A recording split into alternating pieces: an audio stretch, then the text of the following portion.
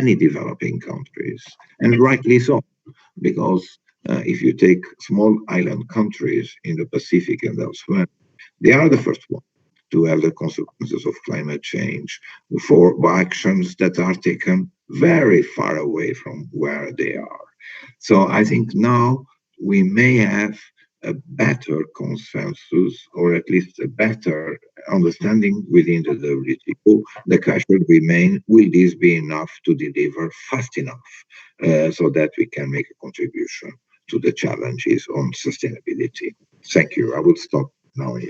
Thank you very much, João. And you touched on a very important issue, so dear to EFTA, in particular, trade and sustainable development. We also have a chapter on trade and sustainable development in our free trade agreements.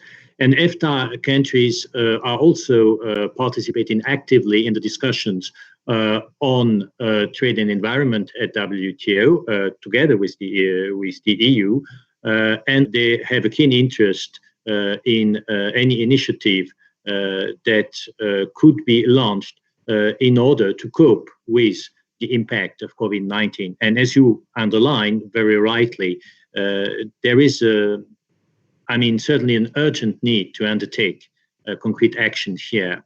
And now I'm turning to Pamela from the ITC, and it would be good if you can perhaps offer the perspective of developing countries for which the impact and the effects of the COVID-19 are, of course, much more serious than for developed countries.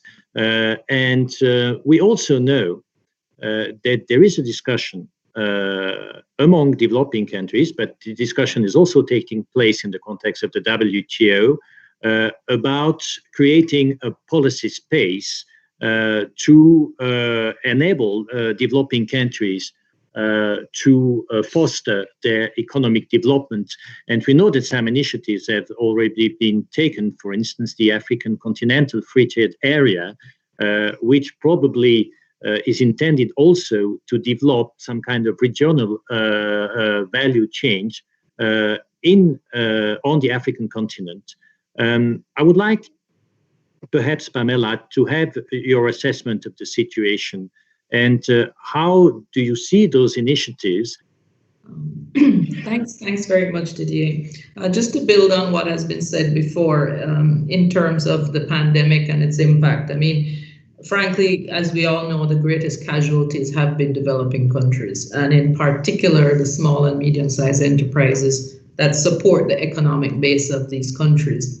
So the first thing that we want to look at is, there's been already a 9% contraction in global trade, 1. 2, it has been a significant drop also in the area of services, 30%.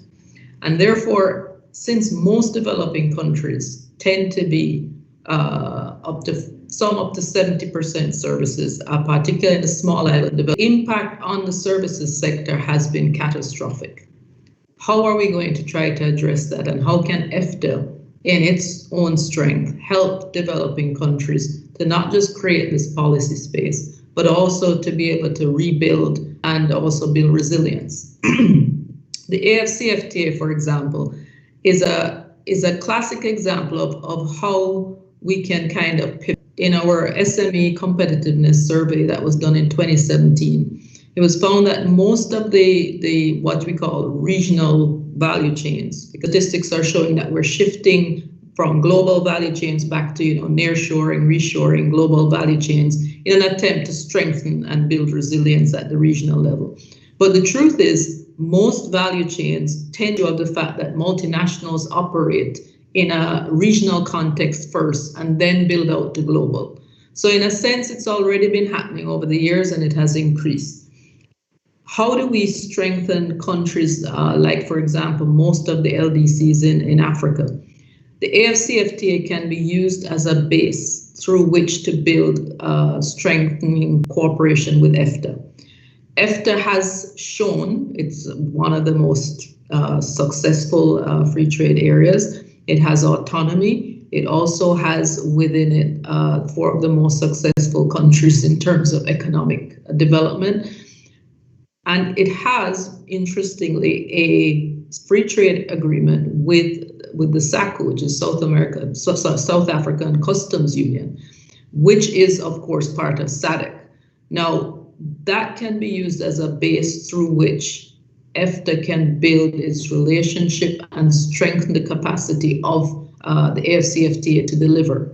Because one of the biggest weaknesses that we've seen, for example, in most of these free trade areas and free trade agreements is that they're beautiful on paper, but at the end of the day, they don't translate necessarily into increased market access, into penetration for businesses, into enhanced economic growth. They just are lovely. And they're great for the negotiators and policy wonks like myself, but the important issue is how do they translate into business? And I think this is an important aspect that we need to look at. What are the issues that need to be done in terms of enhancing business capacity to take advantage of agreements like an AFCFTA or other regional FTAs that will be developing? One is going to be looking at ensuring that the businesses understand the provisions that have been agreed in these, and also influence those provisions. And one of the things ITC has done very successfully is the business guide for the AFCFTA, and allowing that to enable the businesses to not only intervene in the negotiating process, but also to know how to take advantage of some of the provisions that have been agreed. I think what's also important in defining this policy space for developing countries, we'll be looking once again at the special and differential treatment issues. I know it has become not a very popular option, and I also know that it is stuck in the context of the WTO, but it is an important issue that needs to be addressed if we're going to create this policy space. The second issue that needs to be looked at is the increasing inequality and vulnerability. What COVID has done is that it has completely ripped the veneer off of this construct that, you know, we were becoming more equal. What it has shown is that the equality equation has actually gotten worse, not only among countries, but within countries.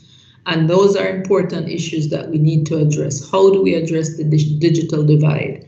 We talk about e-commerce. We are pursuing, you know, the e-commerce initiatives in the WTO and elsewhere. But if there is no real penetration in the infrastructure, how are businesses going to take on e-commerce? In Africa, the penetration rate at the household level is 18%. For LDCs, it's 11%. So if there is no real penetration at the household levels, you know, we have phones and so on, but that's for payment systems, etc. And so they're convenient. But in terms of hardcore business, how do we increase the capacity of these countries to engage in a digital arena? It's clear that, you know, digital sales, digital engagement is going to be critical moving forward. The COVID-19 pandemic has shown that the digital world is going to become more and more important. We're already seeing that through this very meeting. You know, the fact that we're meeting and everybody is Zooming or Microsoft Teaming or doing something else. How do we ensure that developing countries are not left behind in that in that prospect? So I think these are the points that I wanted to make as an initial go around. But I think it's very important that we are able to look at the growing inequality issues, look at the special and differential treatment issues, look at how the system has worked with respect to the increased protectionism that came about in the first couple months of COVID and how it impacted developing countries. Look at the supply chains and how they narrowed, and also how to ensure that those continue. How do we increase South-South cooperation? How does EFTA help in terms of, you know, helping developing countries to engage in increased market access, market penetration, business to business, and also the vulnerable populations of women and youth. The issue of gender equality continues and has worsened. Women have been the most impacted of all the groups. And how do we address that? How do we address the youth populations that are exploding across the developing world and will become issues more difficult to manage in the context of less economic largesse? So I'll stop there and give you back the floor. Thank you, Didier. Thank you very much, Pamela. Pamela, you touched upon an important issue. You mentioned those capacity constraints that developing countries, in particular least developed countries, are facing. And you mentioned the case of the digital divide, and we know that there are negotiations going on at WTO on e-commerce. The idea here, of course, is to set up a kind of regulatory framework which should apply as widely as possible. We know that not all WTO members are participating in these initiatives. There are a number of developing countries participating.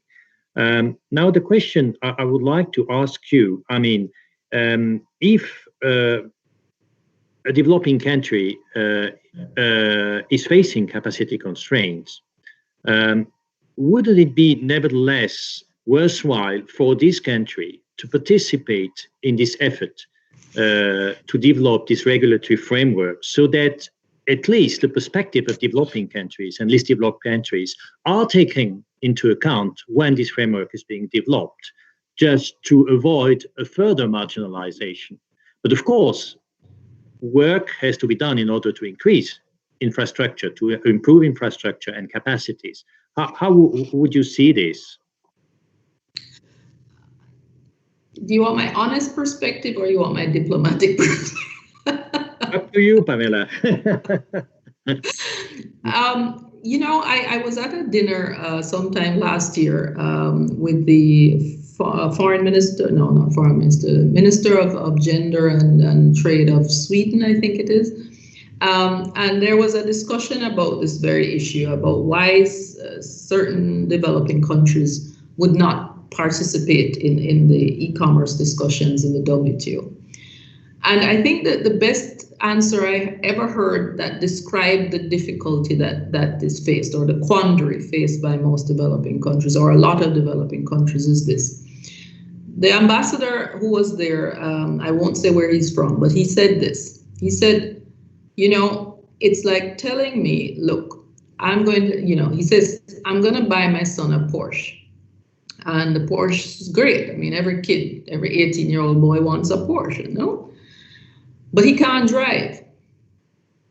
So the Porsche is of no use to him except to plant corn, because he can't drive it. And unless he gets technical assistance and the capacity building to be able to utilize this, whenever it enters the WTO context, and this has been my experience when I negotiated 30 years ago for Jamaica. At the time, the Uruguay round was introducing a plethora of issues, from services to intellectual property, you name it. It was thrown in there as a single undertaking. Many of the countries at the time and many of the delegates did not have either the resource capacity or even the knowledge to negotiate some of these agreements in real time.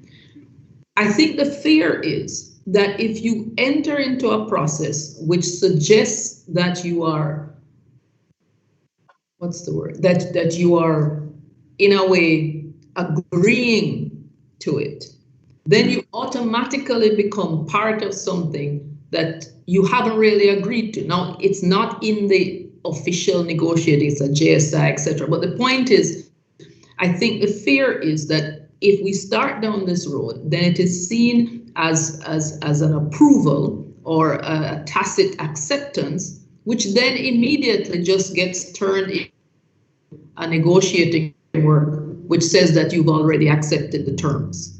Do you understand?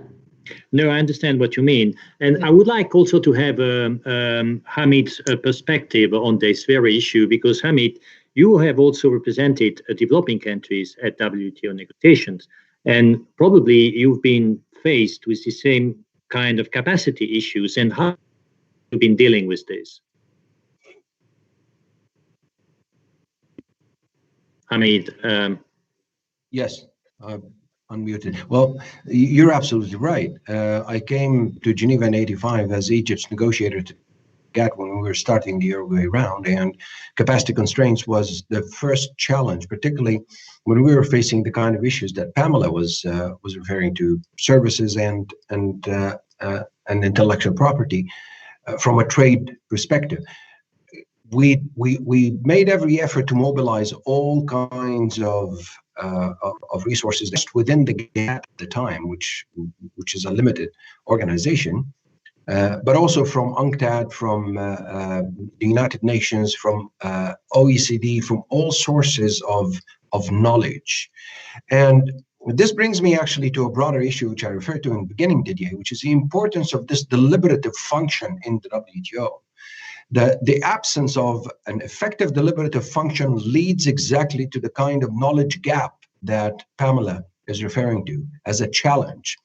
And an activation of some sort of that deliberative function is what helped us during the Uruguay round as developing country negotiators to bridge that gap. It was not bridged completely because this was done to a very large extent out of individual efforts or country group efforts, which created pockets of knowledge, but that needs to be addressed at an institutional level. This is why I think that deliberative function would need to be seen in the context of how to resolve those problems.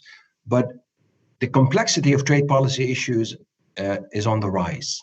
That's another challenge. In other words, the urgency of looking at this is rising because the gap is widening between the complex realities in digital trade and the level of knowledge deficit that Pamela is referring to. On another score, on WTO reform, on the necessity and economic realities, and in connection, discussion have taken place on what we call leveling the playing field. And I know this is one of the preoccupations of the EU, João, and probably reflections are underway. We know that together with Japan and the United States, the EU has been preparing some proposal with a view perhaps to improve disciplines on some practices that would thwart the playing field and create unequal competitive conditions for companies. João, can you elaborate a bit more on this pillar of the EU's trade policy? Yes, Didier. Question of level playing field is at the origin of some of the tensions that we have on the system, particularly between US and China, but also the US concerns. Some of the policies that are implemented have a negative externality in terms of impacting on the trade policy and the markets of other countries, and we need to address these. Back in the 90s, during the negotiations of accession of China, everyone believed that after acceding to the WTO, we will all become the same, with the same system. The reality has shown that this is not necessarily the case. I'm not passing any judgment on the different economic systems, but there are differences, and some policies have spillover effects that can impact on other members. Overcapacity in some sectors, subsidies that are given and are not captured by the disciplines that were agreed. So what we need to do is update the in our view, this needs to be done, and the only way to update the discipline is through a negotiation. If we come to the conclusion, which I think we all have, that the current routes may not be sufficient to capture this type of externalities, then we need to go back to the drawing board and negotiate. So we have been in discussions with US and Japan. We have not yet arrived at the point of making a proposal. We have already submitted a paper earlier in the year for discussion among some groups of countries, but a proposal is not yet on the table, but we continue to work on it. This will not be an easy negotiation, but we need to address this because it's the sustainability of the WTO system that is at stake. If governments come to the conclusion that it's impossible to update the rule book in these areas, then they may become uninterested with the rules that we have. They don't capture the difficulties that our enterprises are facing, both in their own market, but also in third country markets.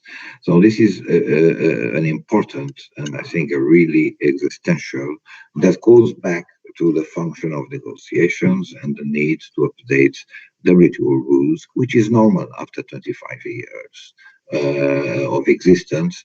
I think it's natural that the rules don't fit and do not capture the economic realities of business today, and not only of business, but of the government and state practices.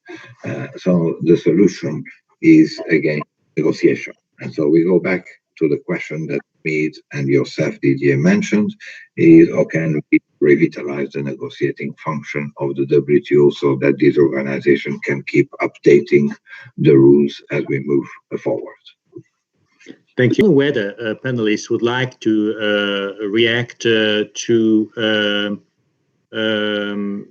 issues that have been raised by any of you, or whether we would like to raise another issue in connection with this debate on the challenges that the international community is facing now in terms of trade cooperation. I would like to perhaps get back to you, João, because you mentioned, Hamid, and I said this also, that the dispute settlement function of the WTO has very much suffered recently because clearly the appellate body that is entitled to make final decision in disputes is not functioning any longer, because the United States, they opposed the renewal of the members of the appellate body, and it has been incapacitated. Now, of course, we're looking for solutions, but there are indeed initiatives that have been taken. I'm mentioning here this multi-party interim arrangement that has been set up in order for participating countries to re-establish an efficient dispute settlement system. We see this, of course, in the EFTA countries are also participating in this, apart from Liechtenstein, and Iceland, Norway, and Switzerland are on board. And really here is to maintain dispute settlement system, or to have the option to settle disputes in a final manner among participating countries.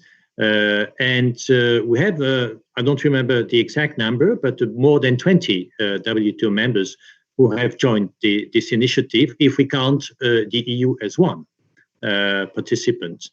And João, the EU has been very much instrumental in establishing this, because this is dispute settlement fund. Can you say perhaps a few words about the perspective of this mechanism, and also the perspective of the discussions we may have within the WTO in order to re-establish a fully fledged dispute settlement system at a multilateral level?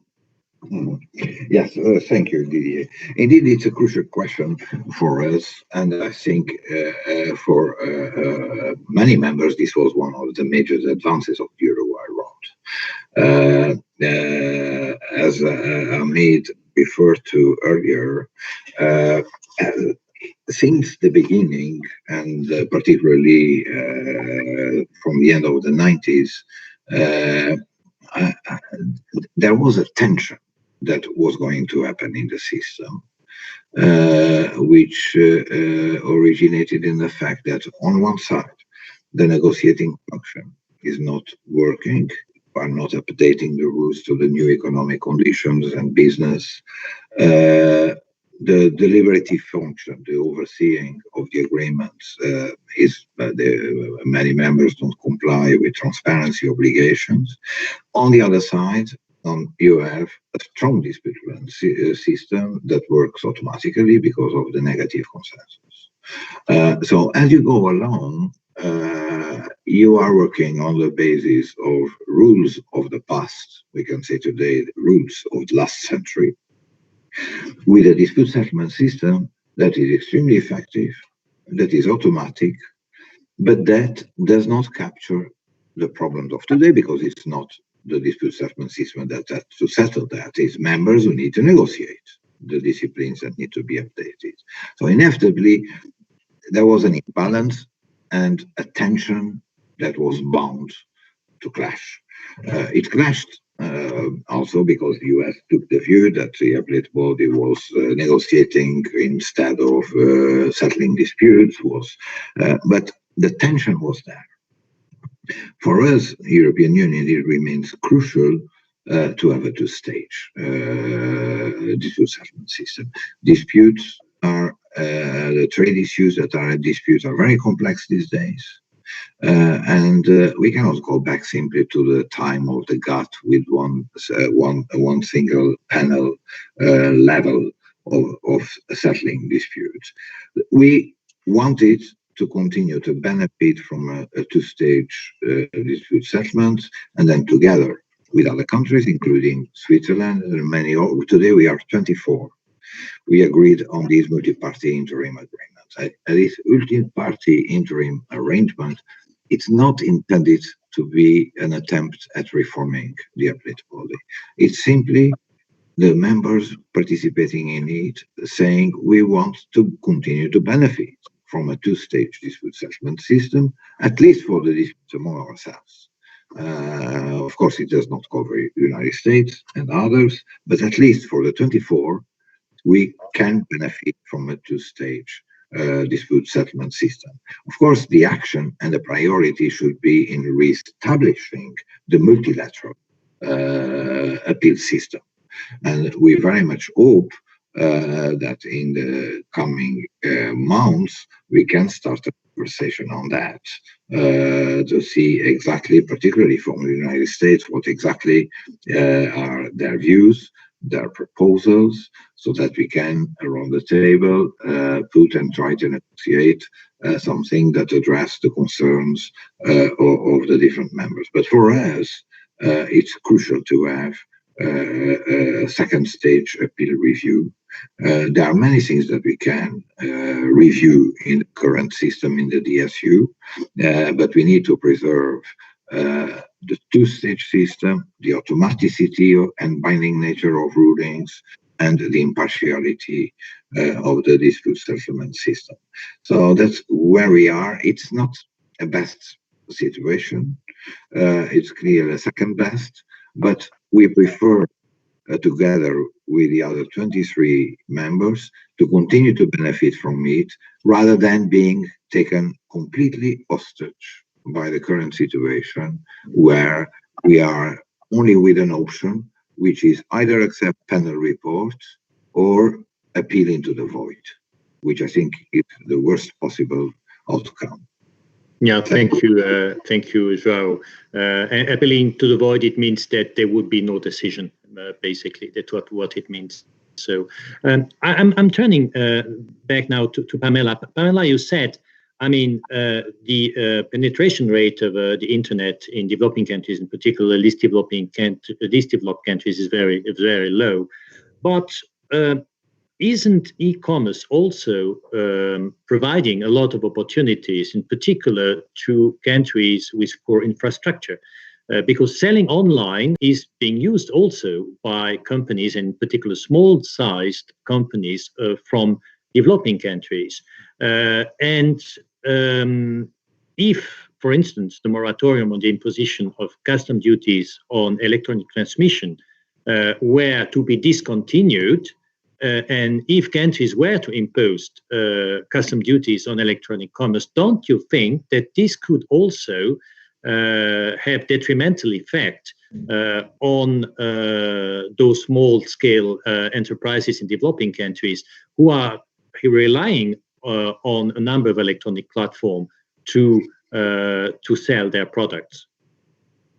Thanks, Didier. There's no question that e-commerce has been one of the game changers in terms of small and medium-sized enterprises, particularly from LDCs and women's groups entering markets. There's no question. It has been one of the platforms that ITC has promoted, and UNCTAD has also done a lot of work in this area in terms of promoting e-commerce, e-readiness, and utilizing this new framework to increase market penetration and take advantage of areas and new areas. The issue is not black and white, as we know. Yes, a moratorium lifting that would be, in a sense, catastrophic for particularly small and medium-sized enterprises. But it's not just that's being discussed. If countries wish to be part of the discussion, I think there also needs to be an outreach at the level of the businesses, because the businesses are also the ones who lobby governments, also understand what's in it for them, what the constraints would be if things were changed, and what they stand to gain. I think that's another angle that can be taken.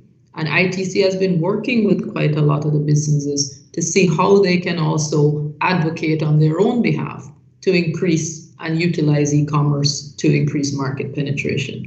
But it's a dual process. It's working with the businesses, but it's also enhancing the capacity within the countries to actually conduct e-commerce in a continuous and in a way that enhances their ability to trade.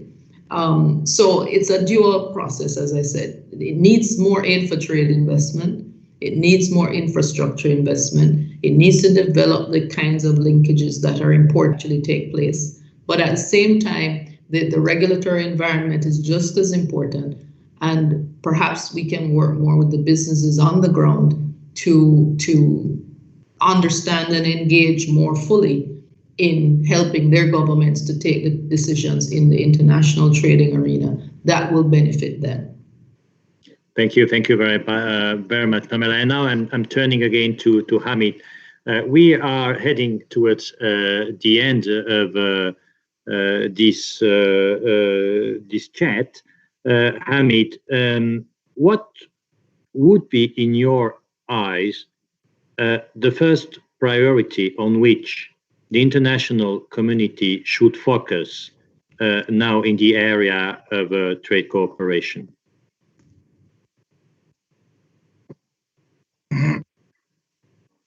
I think the most important next step, Didier, would be MC12. So perhaps for some listeners, MC12 is the next ministerial conference of the WTO, exactly, which should take place next year. We don't know exactly when, but normally in June.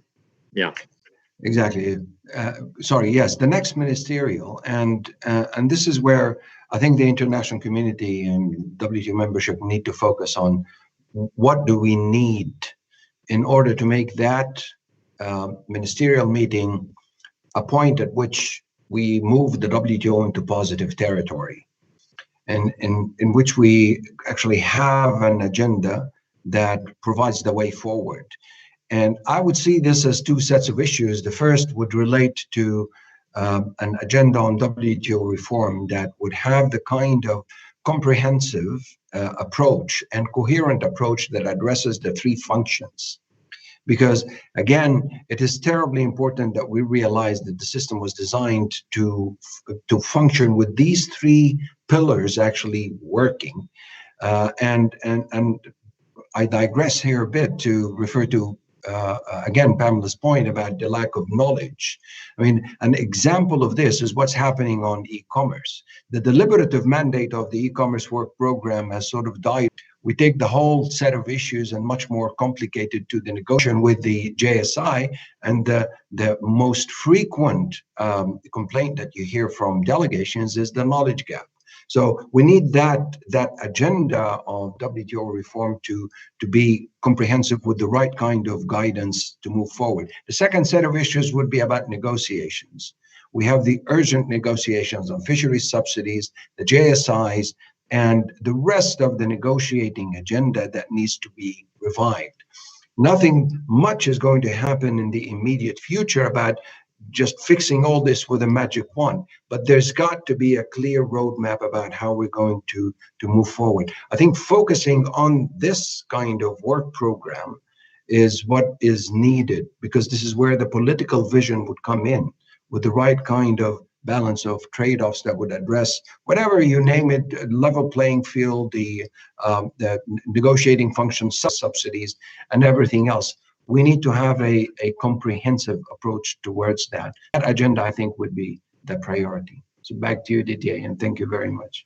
Thank you very much, Hamid. I think we have to stop now, at this point, because it's now midday, 12 o'clock. And I would like to thank the panelists for their contributions. We had a discussion on a number of issues, diverse issues, but I think these are in fact the important issues that have to be addressed in the context of intergovernmental cooperation. And of course, we have a lot to do, and the challenges are big. Clearly, we have to acknowledge this. And we have to acknowledge also that some important decisions will have to be made at a political level. And we hope that it will be feasible to revitalize the trade agenda, in particular, as far as urgent actions regarding COVID-19 are concerned. Thank you again, the panelists. Thank you for your participation. And I would like to hand over now to Henri. I think you have an announcement to make.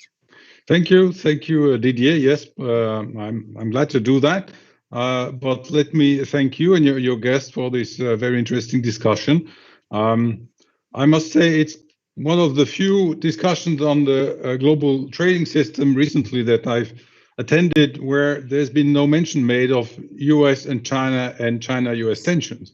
And I think that tells us that the issue is more complex than that, and that we all have collective responsibilities to address the issues of the global trading system. This is also true for EFTA and the EFTA countries, also true for us through our network of free trade agreements and ongoing negotiations, one of the largest in the world that's been mentioned. Pamela was kind enough to refer, for instance, to our agreement with SACU as an example. Indeed, the issues that you've focused on, trade and sustainable development, e-commerce, to mention just a few, are at the core of our efforts in our current free trade talks. And when it comes to the SACU negotiation, Pamela mentioned, obviously, enabling trade penetration are also at the core of these talks.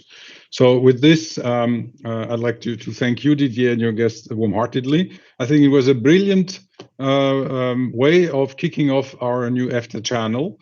Our next event will be an interview with Pascal Lamy. I don't think he needs to be introduced, but for those who don't know him, he's the former Director General of the WTO. He was Commissioner for Trade in the EU, and much more than that. So the interview will be broadcasted tomorrow, 29th of October at 11 o'clock on our YouTube channel.